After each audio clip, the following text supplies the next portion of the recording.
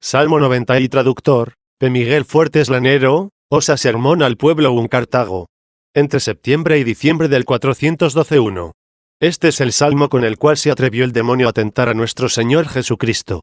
Escuchémoslo, pues, para ser instruidos y poder así resistir al tentador, sin confiar en nosotros, sino en aquel que fue tentado primero, para que nosotros no fuéramos vencidos en la tentación. Él no tenía necesidad de ser tentado. La tentación de Cristo es para nuestra enseñanza.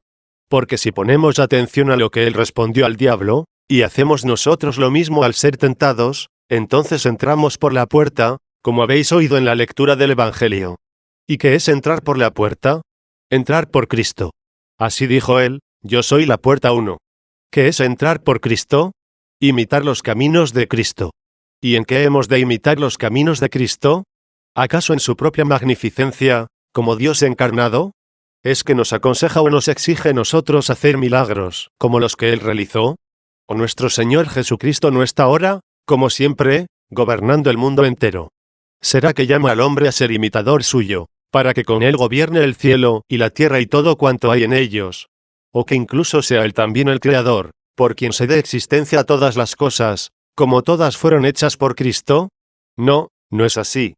No te invita nuestro Dios y Salvador Jesucristo a todo lo que hizo en el principio, de lo que se dijo, todas las cosas han sido hechas por Él 2, ni siquiera a las que hizo en la tierra. No te dice, por ejemplo, no serás discípulo mío si no caminas sobre el mar 3, o si no resucitas a un muerto de 4 días 4, o si no logras abrir los ojos a un ciego de nacimiento 5. No, tampoco te pide esto. ¿Qué es, entonces, entrar por la puerta?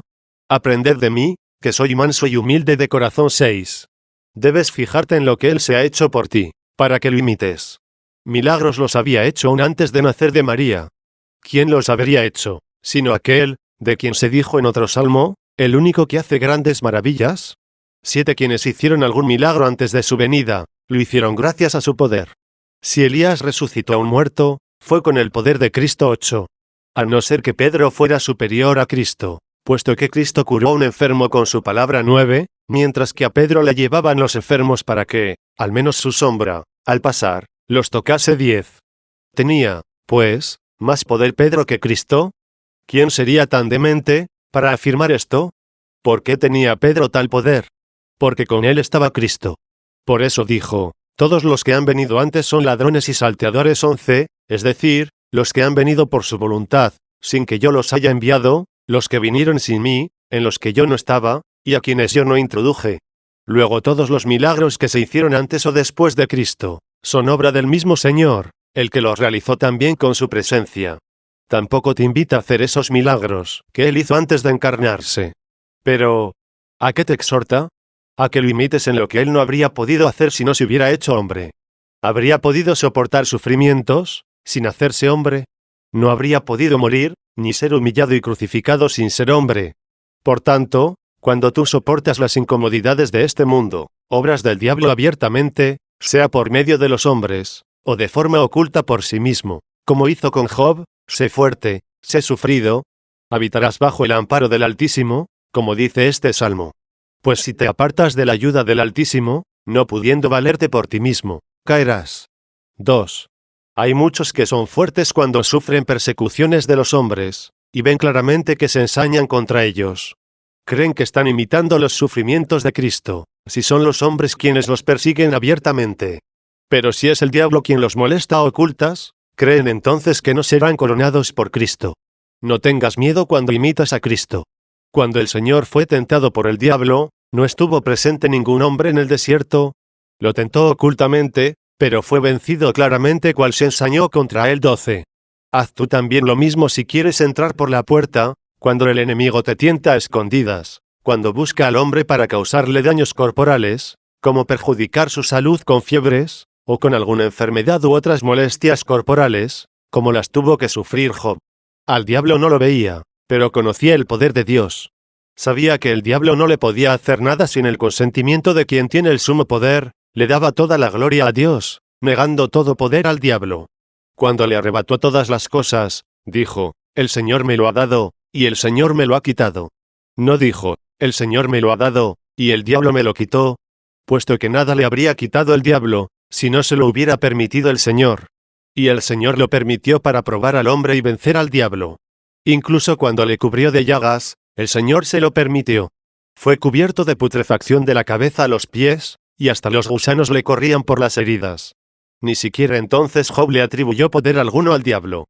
Y cuando su esposa, la única de la familia que el diablo había dejado intacta, no para consolar a su marido, sino para colaborar en la tentación, le dijo a Job: «Di alguna palabra contra Dios y muérete», así le contestó: «Has hablado como una mujer necia, si hemos recibido los bienes de la mano del Señor, no vamos a soportar los males». 13.3. V.1-2. Luego el que imita a Cristo de modo que llega a tolerar todas las molestias de este mundo, y que, poniendo en él la esperanza, ni los halagos le cautivan, ni el temor le doblega, este se la habita bajo el amparo del Altísimo, y el que mora protegido por el Dios del cielo, como habéis oído y cantado en el Salmo. Pues con estas palabras comienza el Salmo. Y en cuanto a las palabras con las que el diablo tentó al Señor, las reconoceréis cuando lleguemos a ellas, pues son bien conocidas. Dirá el Señor: «Tú eres mi protector y mi refugio, Dios mío». ¿Quién dice esto al Señor? El que habita al amparo del Altísimo. ¿Y quién es el que habita al amparo del Altísimo? El que no habita bajo su propio amparo. ¿Quién es el que habita al amparo del Altísimo? El que no es soberbio, como aquellos que comieron para ser como dioses, y perdieron lo que tenían cuando fueron creados como hombres inmortales. Quisieron ampararse bajo sus propios recursos, y no bajo el amparo del Altísimo. Escucharon la invitación de la serpiente, despreciando el mandato de Dios. Y se encontraron con lo que Dios les había amenazado, no con lo que les había prometido el diablo. 14.4. V.3. Di, pues, tú también estas palabras: esperaré en él, porque él me librará, no seré yo quien me libre. Mira a ver si enseña algo diverso de que toda nuestra esperanza no se ponga en nosotros mismos, ni en hombre alguno. ¿De qué te librará? De la trampa de los cazadores, y de la palabra dura. De la trampa de los cazadores, sí, es una importante liberación. ¿Y qué tiene de importante librarte de la palabra dura? Porque muchos, por la palabra dura, cayeron en la trampa de los cazadores. ¿A qué me estoy refiriendo? El diablo tiende lazos, y sus ángeles, como cazadores, tienden trampas. Pero los que caminan en Cristo andan lejos de tales trampas. No tiene la osadía el demonio de tender trampas a Cristo. Las ponen a la vera del camino, pero no en el mismo camino. Que sea Cristo tu camino, y no caerás en la trampa del diablo. El que se aparta del camino está ya entre las trampas. A un lado y a otro pone trampas. Coloca lazos por aquí y por allá. Tú vas caminando entre las trampas. ¿Quieres caminar sin peligro alguno? No te desvíes ni a la derecha, ni a la izquierda. Que sea tu camino el que por ti se hizo camino. 15, para conducirte a él por él, y no tendrás que temer el lazo de los cazadores. Pero, ¿qué quiere decir librarte de la palabra dura? Hay quienes aseguran que a muchos el diablo los hace caer en la trampa por una palabra dura. Por ejemplo, los que han querido ser cristianos, y estando en medio de los paganos, tienen que sufrir las burlas de los paganos, y sienten vergüenza entre los insultantes, y por causa de la palabra dura abandonan el camino, cayendo así en las trampas de los cazadores. ¿Y a ti qué te hará la palabra dura? Nada, respondes. De verdad que no te hará nada el lazo al que te fuerza el enemigo por la palabra dura. Así como frecuentemente los cazadores tienden redes al pie de un cercado para cazar aves, y después tiran piedras contra el vallado, piedras que no han de herir a las aves, pues, ¿cuándo herirá un ave el que tira piedras contra un vallado? Y sin embargo, el ave, temiendo el ruido extraño de las pedradas, cae en la red.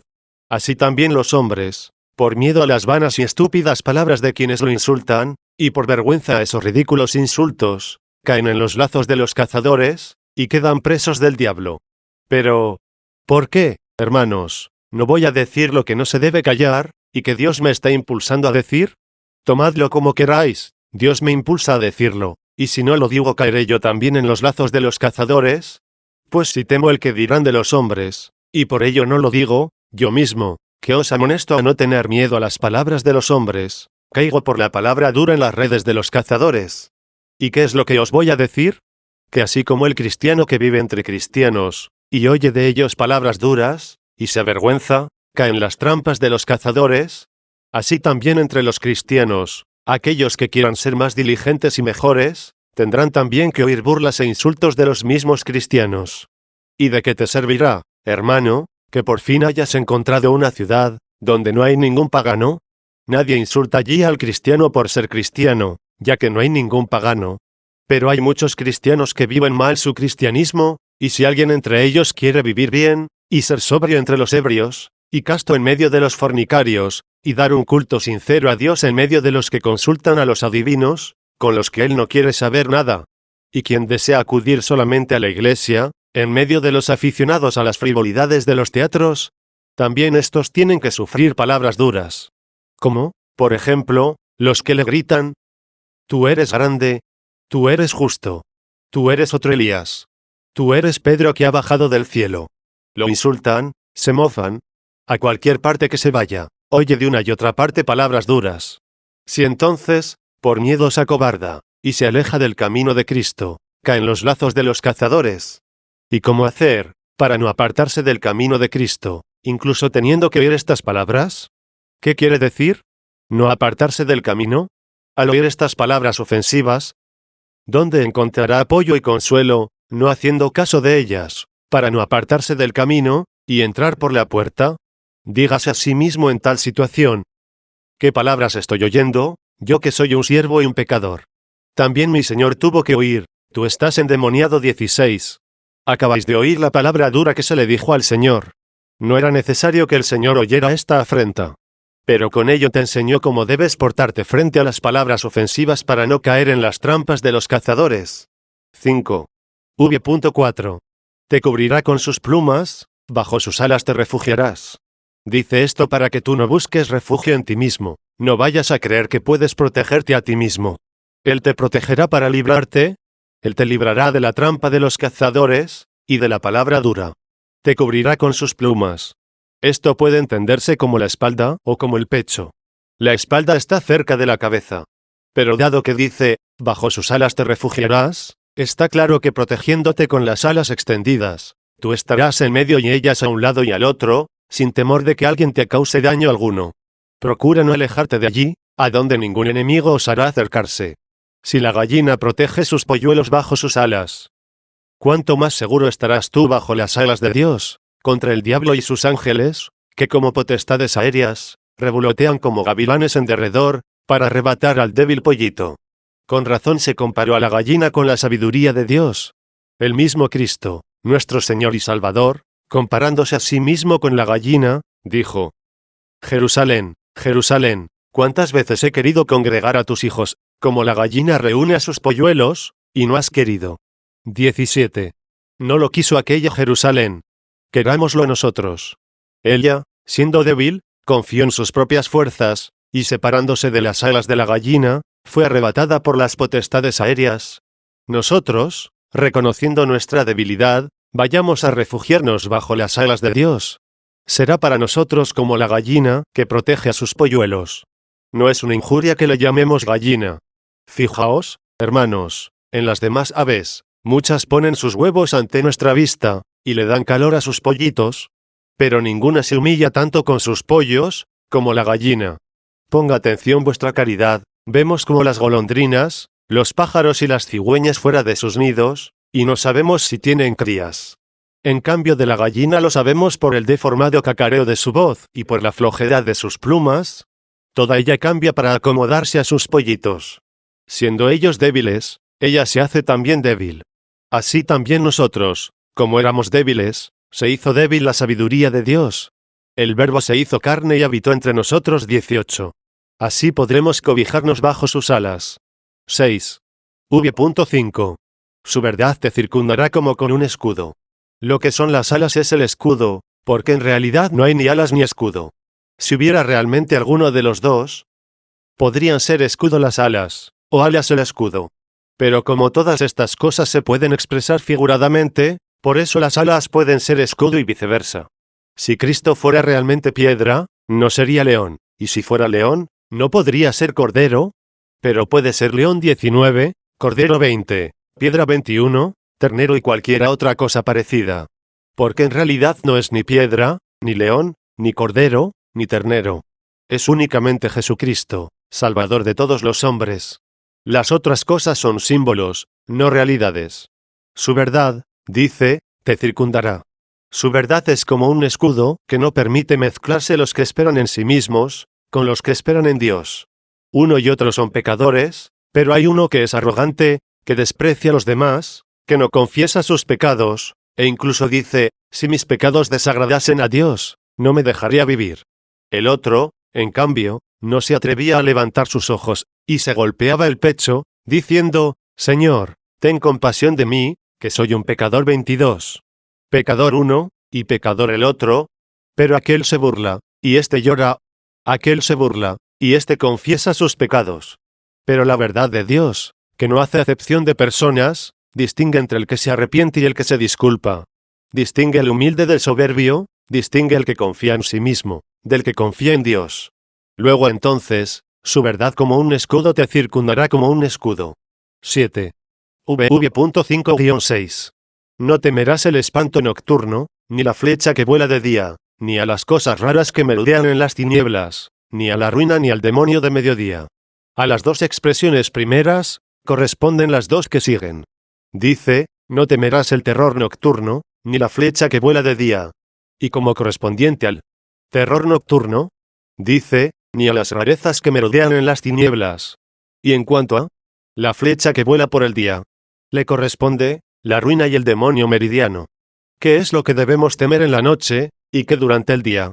Cuando uno peca por ignorancia, es como si pecara de noche, pero cuando peca conscientemente, es como que peca de día. Los dos primeros casos son pecados más leves, los otros dos, por ser recaídas, son más graves.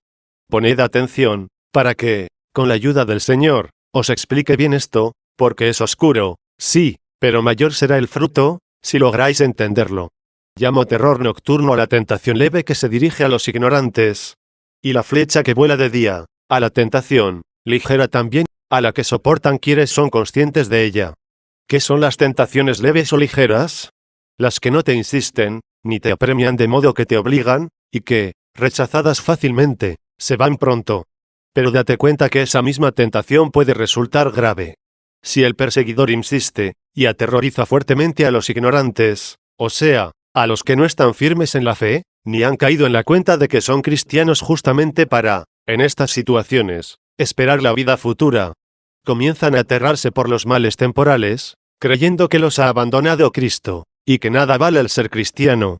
Ignoran, como ya os he dicho, que son cristianos para esto, para estar por encima de lo presente, y esperar en la vida futura. Son presas de los fantasmas que merodean en las tinieblas. Hay, con todo, algunos que se saben llamados a la esperanza del futuro, que lo que nos ha prometido Dios no pertenece a esta tierra, no es parte de esta vida. Que hay que tolerar todas estas tentaciones, para alcanzar aquello otro, lo que nos ha prometido para la eternidad.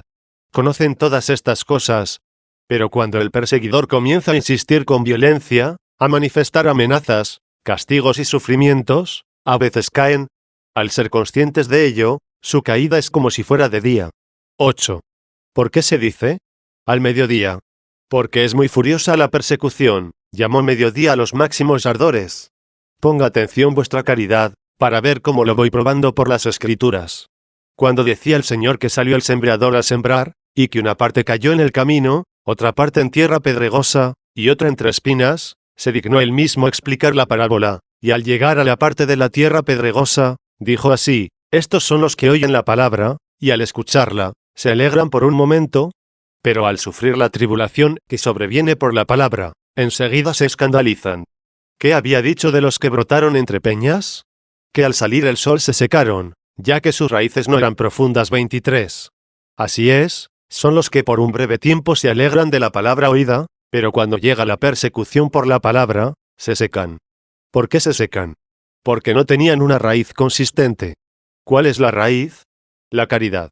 Así lo dice el apóstol, estad arraigados y fundamentados en la caridad. 24. Y así como la raíz de todos los males es la codicia. 25, así también la raíz de todos los bienes es la caridad. ¿Sabéis esto vosotros? Y se repite con frecuencia. Pero, ¿por qué he querido recordarlo ahora? Para que comprendáis bien el Salmo, y sepáis que al hablar del demonio meridiano es por el acoso enfurecido de su persecución. Así dice el Señor, salió el sol y se secó la hierba, por falta de raíz. Y al explicarnos lo que es secarse la hierba por el sol, dijo que, Cuando se desata la persecución, no perseveran, porque su raíz no era profunda. Bien se entiende aquí el demonio del mediodía, como una fuerte persecución.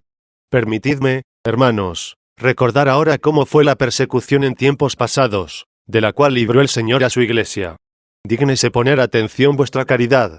Al principio los emperadores y reyes del mundo pensaban que con sus persecuciones podían borrar de la tierra el nombre de Cristo y el nombre de los cristianos. Por ello decretaron que todo el que se confesase cristiano, fuera ejecutado. El que, rehusando la muerte, negaba ser cristiano, sabiendo que obraba mal, era herido por la flecha que vuela de día. En cambio, el que no se preocupó de la vida presente, sino que con firmeza esperaba la futura, esquivó la saeta que vuela de día, y confesó que era cristiano. Fue perseguido en la carne, y liberado en su espíritu. Puesto en reposo junto a Dios, comenzó a esperar también la redención de su cuerpo en la resurrección de los muertos, y así esquivó la tentación de la flecha, que vuela de día. Luego el decreto de muerte a todo el que se confesase cristiano, fue como la saeta que vuela por el día. Aún no había aparecido el demonio meridiano, desencadenando la más furiosa persecución, que turbaba incluso a los más fuertes. Escuchad lo que viene después. Al ver los enemigos que muchos corrían al martirio, y que cuantos más sufrían el martirio, tanto más aumentaba el número de los fieles cristianos, se dijeron entre ellos, si matamos a todos los miles y miles que creen en Cristo, exterminaremos al género humano. Casi nadie va a quedar en la tierra. Comenzó entonces a quemar el sol, comenzó a abrasar el calor. Mirad lo que decretaron. Antes habían ordenado que todo el que confesase ser cristiano, fuera ejecutado. Ahora esto resolvieron. El que confiese ser cristiano, sea atormentado, y lo sea hasta que niegue que es cristiano. Comparad la flecha que vuela de día con el demonio del mediodía. La flecha que vuela de día. ¿Qué era? El que se confiese cristiano, que muera. ¿Qué cristiano, dada la celeridad de la muerte, no esquivaría la tentación de la flecha?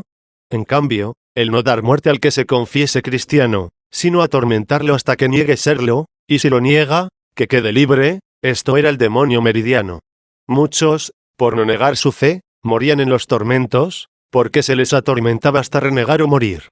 ¿Qué les podía hacer la espada a quienes perseveraban en la confesión de Cristo? Matar de un golpe el cuerpo, y enviar a Dios el alma. Esto también lo hacían los tormentos prolongados. Pero, ¿quién permanecería firme ante tantas y tan prolongadas torturas? Muchos se rindieron. Y creo que flaquearon aquellos que confiaban en sí mismos, y no moraban al amparo del Altísimo, y no estando bajo la protección del Dios del cielo, no dijeron al Señor, tú eres mi fortaleza. Son los que no se hospedaron a la sombra de sus alas, sino que tenían mucha confianza en sus propias fuerzas. Dios los rechazó, para mostrarles que Él es el que protege, el que mitiga las tentaciones, el que permite que le sobrevenga a cada uno solo aquello que pueda soportar. 9. V.7. Muchos cayeron por el demonio meridiano. ¿Queréis saber cuántos fueron? Escuchad lo que sigue, caerán a tu lado 1000, y 10.000 a tu derecha, pero a ti no se te acercará. ¿A quién se le dice esto? ¿A quién, hermanos, sino a nuestro Señor Jesucristo? Porque el Señor Jesús no solo se limita a su persona, sino que también está presente en nosotros. Recordad aquellas palabras, Saulo, Saulo, ¿por qué me persigues? 26. Nadie siquiera le tocaba a Jesús, y sin embargo decía, ¿por qué me persigues? ¿No era porque se consideraba él mismo en nosotros? Cuando decía, el que ha hecho algo por alguno a estos mis más pequeños, lo ha hecho por mí. 27. ¿No se estaba identificando con nosotros? En efecto, los miembros, cabeza y cuerpo, no están separados entre sí. ¿Quién es la cabeza y quién el cuerpo? El Salvador y la Iglesia. ¿Y en qué sentido se dice, caerán a tu lado 1000, y 10.000 a tu derecha? Que caerán impulsados por el demonio meridiano. Gran espanto, hermanos, es caer al lado de Jesús, caer a la derecha de Jesús. ¿Cómo se cae al lado? ¿Por qué unos al lado y los otros a la derecha? ¿Por qué a su lado 1000, y a su derecha 10.000? ¿Qué significa 1000 a su lado? Que son mucho menos los 1000, que los 10.000 de su derecha. ¿Y estos? ¿Quiénes son? Pronto quedará aclarado en el nombre de Cristo. Enseguida quedará claro y manifiesto. Cristo prometió a algunos que juzgarían junto con él. A los apóstoles, por ejemplo, que lo habían dejado todo, y lo habían seguido. Pues Pedro le dijo, nosotros lo hemos dejado todo y te hemos seguido.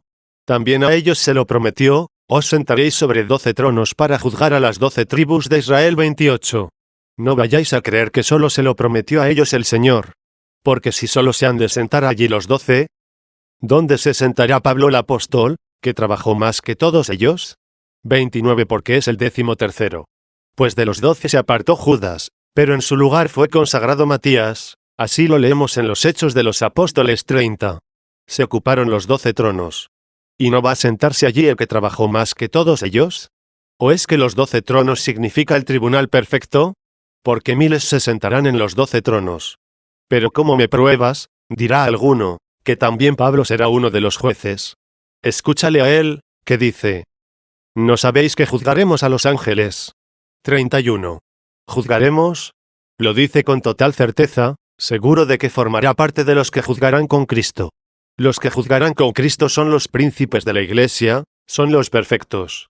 A estos tales les dijo: si quieres ser perfecto, anda, vende todos tus bienes y dáselos a los pobres.